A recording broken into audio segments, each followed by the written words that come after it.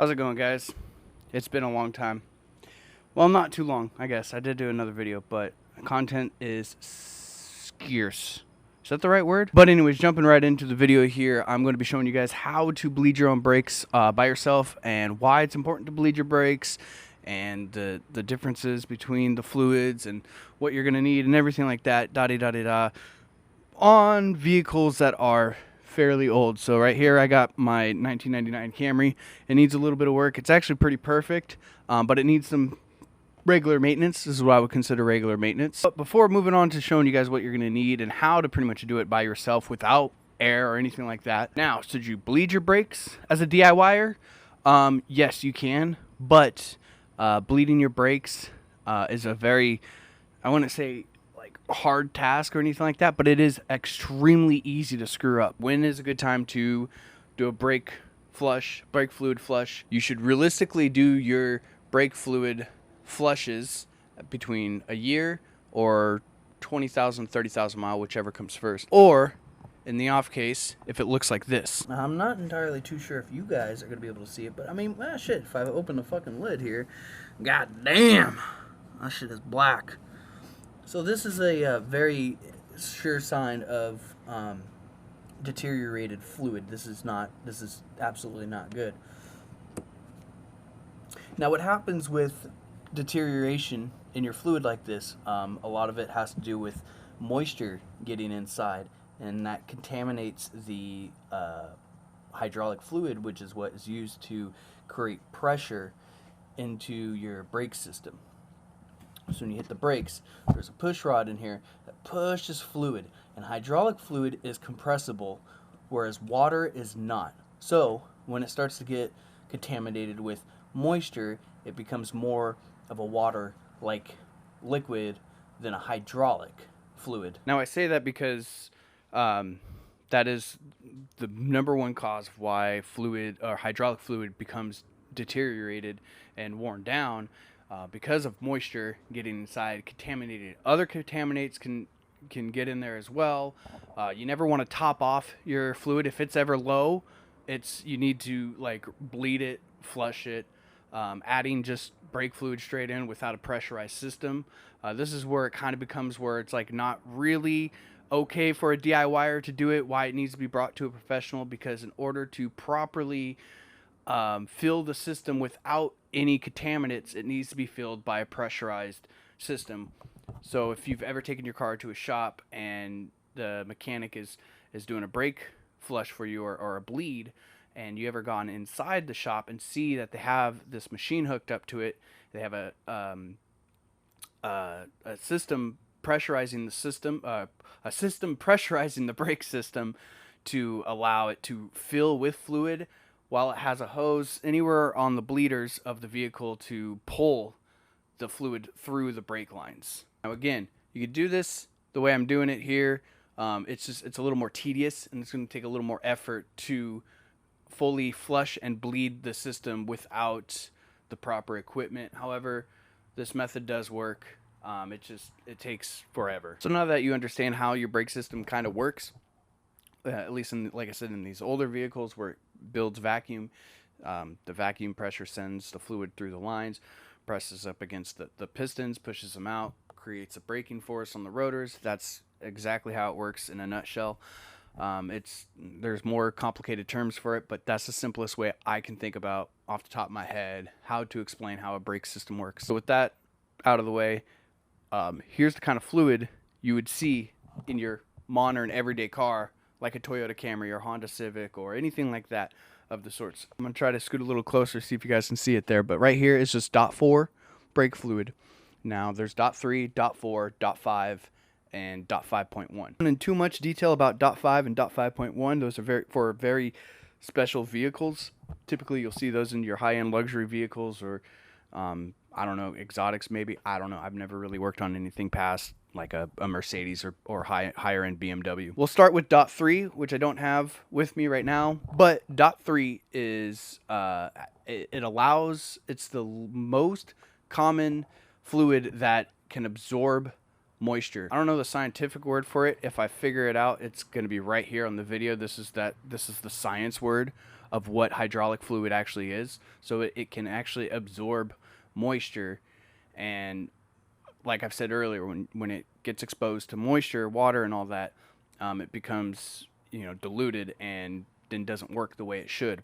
Now, hydraulic fluid itself, pure 100% hydraulic fluid, is rated up to about .3 is about 400 like 10 degrees Fahrenheit, which is really good because then your brakes are going to work even after you've been driving for a long time, and your brakes are heating up and you're stopping and going. So there's a lot of friction, a lot of heat going on, and having fresh fluid helps the car brake without any sort of obstacles. Whereas once it starts getting deteriorated, like mine is right now, then that rating of 400 degrees goes down to about 200 degrees. And you, believe it or not, your car actually will exceed 200 degrees, just normal driving. You don't even have to brake and harden or anything like that. But just normally, you know, if you're driving like a grandma, it's already over 200 degrees Fahrenheit in your brake system. When you have to hit it hard and your pedal goes all the way to the floor, that's because it's pushing the water and not being able to compress, you know, the full fluid because it's mixed with water. So now .4 can be mixed with .3. That's a key word. Remember that. No other brake fluid can be mixed together besides .3 and .4. Those are the only two. I'll explain that a little bit more in a little bit. But .4 is just kind of a more Chad version of .3. So .4 is rated up to 440 something, between 440 450 degrees Fahrenheit. Same thing. It can still absorb moisture. Here's that science word again. But not as much as .3 would. So it is a little bit better, which is exactly why I got .4 right here, is because the vehicle from factory, the 1999 Toyota Camry, comes from the factory with .3 equipped in it because it's cheaper. This is an economy car. That's why they did it way back in the day. However, because of fucking science, we got better shit. And so when I say you can't mix anything but .3, .4, that is because moving on to .5. So I kind of messed up some of my information here on explaining .5. But anyways, the reason why you can't mix .5 or 5.1 with 4 or .3 is because the biggest difference between the two is .5 has a much higher boiling point compared to .4 and .3. However, .5 is a silicone-based fluid and not a glycol, I believe. Yeah, glycol-based fluid like .4 and .3 is, which is why if the two ever get mixed together, what's going to happen is it's going to turn into a gel, and then that gel will clog up the whole system. It becomes a whole pain in the ass. You'll run into a very, very expensive repair.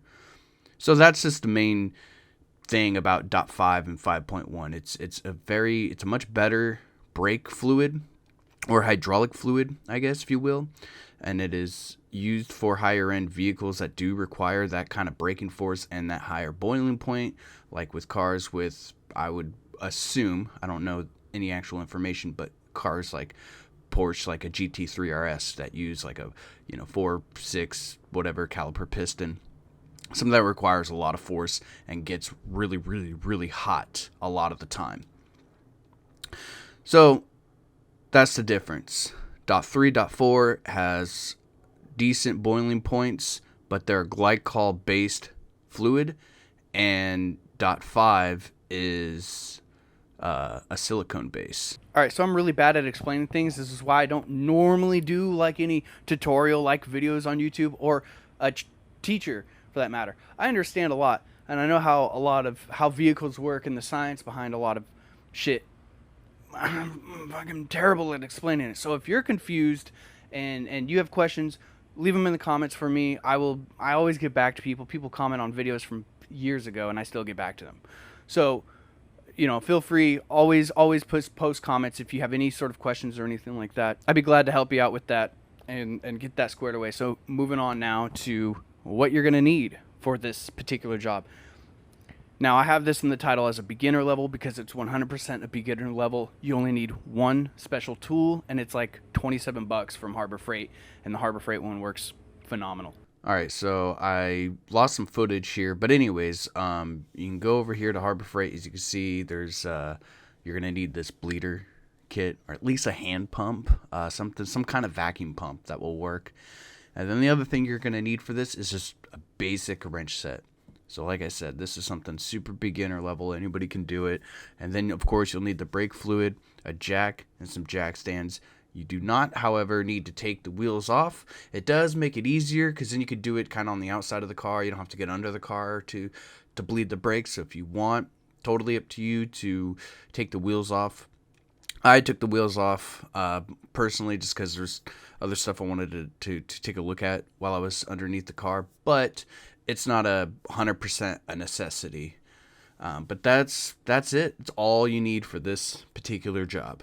Now, with brake fluid, you don't want to be touching it with your bare hands because brake fluid is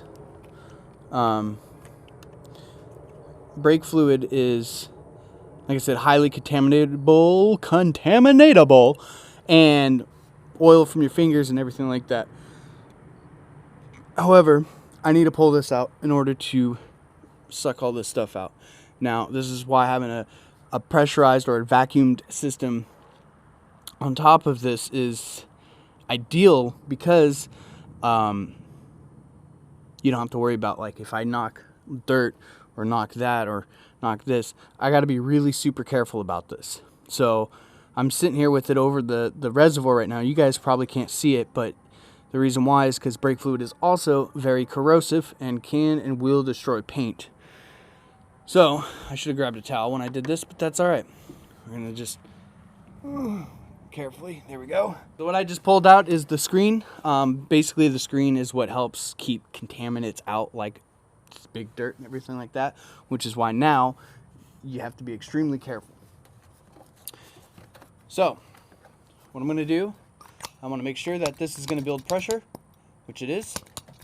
So it's working. I have this little thing. I don't know if you guys can see it, but there's one side that says to pump. That side goes to the pump. And the reason why is because the inside here, when it starts pulling the fluid through here, it's going to drop it into here, and it can't get back up even if it fills up, unless it fills to the brim. But you should be, I think that's common sense. Just hook it up like this. Easy. Easy. Oh God, this is nerve-wracking.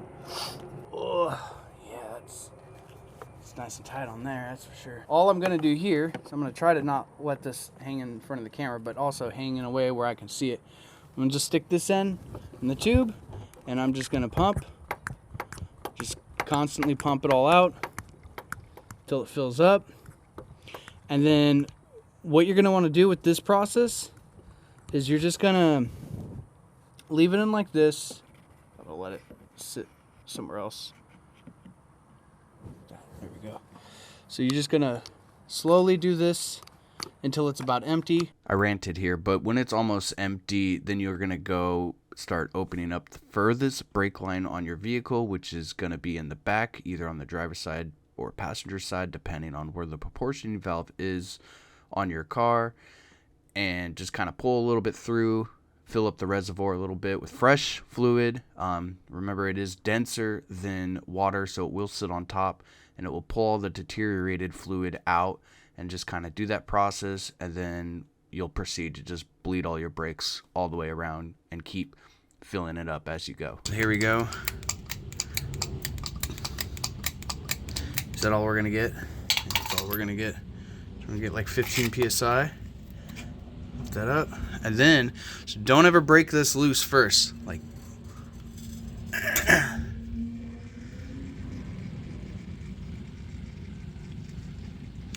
there she goes. And she's got a lot of air in the system too. Holy shit! Close it. I always close it about 10 psi, but normally I could build it up to like 20. I don't know why this one isn't. Maybe I just need both hands to like pump it up, pump up the jam a little bit faster. But that's not what's going on now, is it? Yeah, that's what we want to see. Those are all air bubbles. So we want to keep doing this until it starts flowing nice and evenly. We're starting to get a nice flow through it now. Starting to get better. So what I'm going to do is I'm going to do this off camera just because it's really hard to do with my phone, holding my phone and everything like that. But again, start in the furthest line, work your way from furthest to second furthest, and then passenger, driver. Those two, I'm pretty sure, correct me if I'm wrong in the comments, but I'm pretty sure like every vehicle, once you get to the front, it's going to be passenger and then driver. This is pretty much what it should look like. That's a constant flow now. Constant. That's what you want. You want that consistency. So this side is pretty much good. I'm gonna go in, check the fluid, and then go through the rest of the lines, tap on the brakes, see if it's feeling better, and then go through it again. I'm actually glad I ran into this problem. So I got pressure, right? At 15 psi.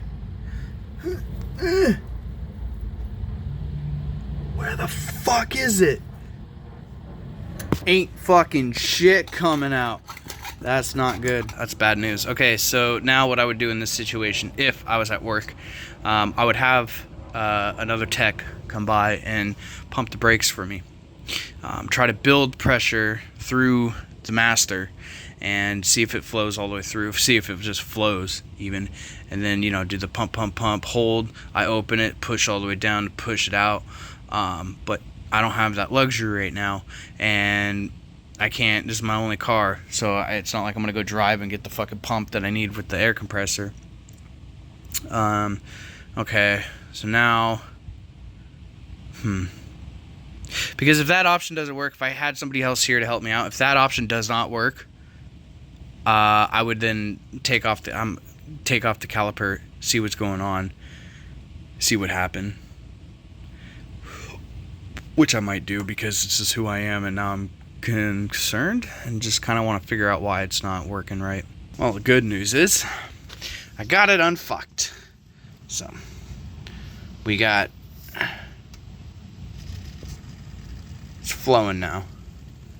Slowly but surely. Before moving on to the end here, yeah, good. It's good to know that if you get into a situation like that, you're probably going to need air. I was aiming down a little bit, but you're probably going to need air. Unless, like I said, unless you do, then you do have somebody to help you, because you can replicate that pressure with the pedal and just keep doing that until the crap comes out. But in some cases, it doesn't work all the time like that, which then you would have to replace the caliper itself. But luckily we didn't. Luckily we were able to unfuck it. So nice. And now we're moving on. I got all this filled up, as you can tell. I'll get this open here. It's a little bit better. I mean, it's, it's not black anymore. So, huge difference. That's all clean hydraulic fluid now. Which means, I technically should start the car. But I'm about to do an oil change on this. And so I don't want to do that. But, oh, dude. It actually stops now. It used to go all the way down. All right, so one last thing I'm gonna leave you guys with. So the whole issue with that rear caliper and everything like that too. That is a perfect example of why it's important to do like brake bleeds, brake flushes, stuff like that at certain intervals on your vehicle. Is that exact reason right there?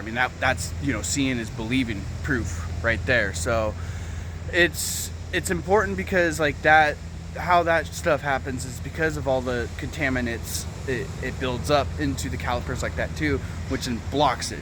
So like I've already said, is that it can cause it to a point to where you will need to replace those calipers depending on how serious it is. I've known that this thing needed a brake flush since I've gotten the vehicle, but I've honestly just been too lazy to really make the time for it. Learn from my mistakes, get it done if you need to get it done, do it yourself if you need to do it yourself. I've shown you how to do it, and so the last part of this video that I wanted to share with you guys is the time difference of actually going to work, having a lift, having air, having the right tools, and being able to do the job. So in most places that I've been at, 0.8 is the average book time for a brake bleed on most make and models, and it pretty much taken me about 40 minutes, give or take, close to it. Some vehicles are a lot quicker depending on how serious it is. Some vehicles they just come in because it's their mileage, you know, even if it's bad or not. So those ones take a little bit quicker because I don't spend as much time sucking out all the fluid. I pretty much just pull until I don't see any air bubbles. But the difference with doing it by yourself with a hand pump, minimal tools, and let's say not running into that problem, would have taken me 2 hours. Running into that problem, I had to sit there and figure it out. It took me probably an extra hour and a half on top of that, trying to figure that whole issue out. But with that, I'm gonna get out of here. I'm gonna finish doing the rest of the stuff I plan on doing on the car tonight. Took me way longer than I wanted to, but it is what it is. I'm glad I able to put this video out there because it shows more than just, oh, you do it like this and it's all gonna be gravy. No, fucking shit can go sideways, and then you're gonna have to sit there and deal with it. Once again, any comments, questions, concerns, put them in the comments below. Follow your boy and like this video if you found it informational. Anyways, I'll see you in the next video. Hopefully I'll be doing some metal work for you guys. I'm gonna be showing you guys some cool stuff I'm gonna be doing with that, but I gotta get a welder first, which I think another month, maybe sooner. We'll see. And with that, I'll see you guys all in the next video. Bye-bye.